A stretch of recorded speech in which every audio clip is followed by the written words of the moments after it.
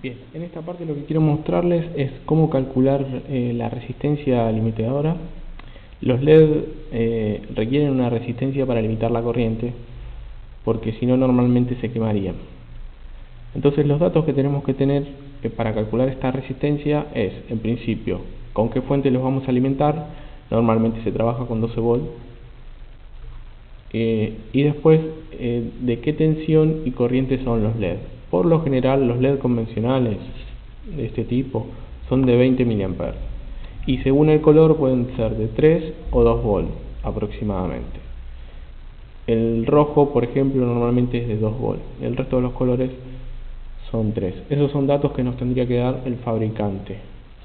Bien, para hacer el cálculo de la resistencia, en caso de que solo quisiéramos conectar un solo LED, el cálculo es de la siguiente forma. El circuito tendría que ser un circuito serie, donde pongo mi resistencia en serie con cualquiera de las platas del LED. Algo que no aclaré, el LED tiene un cátodo y un ánodo, una pata que debe ser conectada al positivo y la otra al negativo, y al revés no funciona, así que en el peor de los casos no va a prender. Bien, el cálculo de la resistencia es entonces los 12 volts de la fuente menos la tensión del LED dividido la corriente, que es 20 mA. Esto nos daría, en caso de conectar un solo LED, 450 ohms. El valor comercial más cercano, y conviene hacerlo el inmediato superior, es 470. ¿Por qué nos conviene hacerlo para arriba siempre?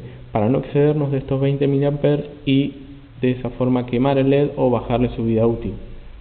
Entonces, en este caso, si vamos a conectar un solo LED a 12 volts y es un LED de 3 volts, necesitaríamos una resistencia de 470 ohms. Ahora bien, si nuestra idea es conectar muchos LED, este tipo de conexión no es muy eficiente. Lo que se utiliza es una conexión en serie de LED de esta forma y una resistencia limitadora también. El cálculo es el siguiente: los 12 volts de la fuente menos los 3 volts por los 3 LED dividido los mismos 20 mA, porque son los que van a circular por toda esta serie. En este caso nos da 150 ohms. Entonces, para conectarlos en serie, lo que tenemos que hacer es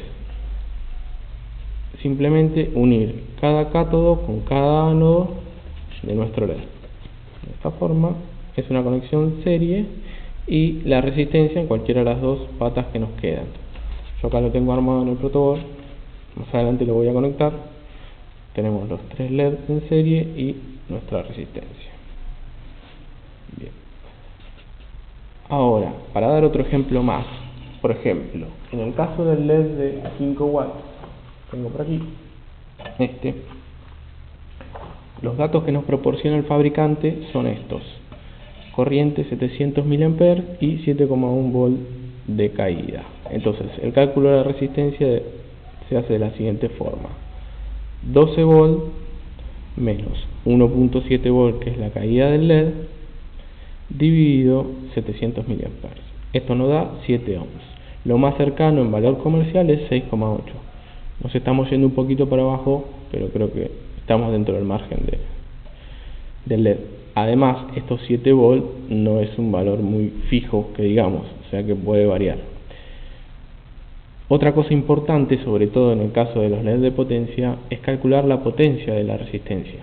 En el primer caso no tenía mucho sentido porque era de muy baja potencia, pero en este caso sí va a ser importante. ¿Cómo se calcula? La potencia se calcula tensión por corriente. En la resistencia, en este caso, nos van a caer 4.9 volts. Estos 4.9 volts salen de restar los 12 de la fuente menos lo que nos cae en el LED. O sea, yo tengo 12 acá, 7.1 acá, entonces acá tienen que caer 4.9 volts. 4.9 volts por la corriente que circula, que son 700 mA, nos da 3,43 watts. Valor comercial 5 watts. Siempre ahí sí nos tenemos que ir para arriba. Entonces, por ejemplo, si yo quisiera conectar este LED a 12 volts, tendría que utilizar una resistencia de 6,8 ohms. Así que bueno, esto es con respecto al cálculo, espero que les haya quedado claro. Ahora, la tercera parte, simplemente lo que vamos a hacer es probar todo esto. Bien, creo que hay algo que no aclaré respecto a estos dos tipos de conexiones. Si bien hay más formas de conectar los LED, esto es lo más seguro y esta en particular la más eficiente. ¿Por qué la más eficiente? Porque si estamos trabajando con 12 volts, acá con la misma corriente logramos encender 3 LED, mientras que acá solo uno. Y todo el resto de potencia se va a perder en calor, en forma de calor en esta resistencia. Acá va a ser mucho menos, porque esta resistencia tiene que disipar 12 menos 3, 9 volts, y esta tiene que disipar solo 3 volts por la corriente, que son los 20 mA. Entonces, normalmente lo que preferimos utilizar es este tipo de configuración, que es la más eficiente y más segura. De hecho, las tiras de LED son exactamente de esa forma. Siempre las tiras de LED normalmente se pueden cortar cada 3 LED, porque están en este circuito. Si yo lo cortaría con un solo LED, de todos modos me quedarían dos sin funcionar. Entonces aquí podemos ver, no sé si se llega a notar, pero estos tres están en serie, y acá vemos la resistencia, que es una resistencia SMD, en este caso es de 130 ohms, muy cercano a los 150 que nosotros calculamos. Entonces la tira se puede cortar cada 3 LED, ¿por qué? Porque no interrumpiríamos esta serie. Bueno, ahora sí, vamos con la demostración.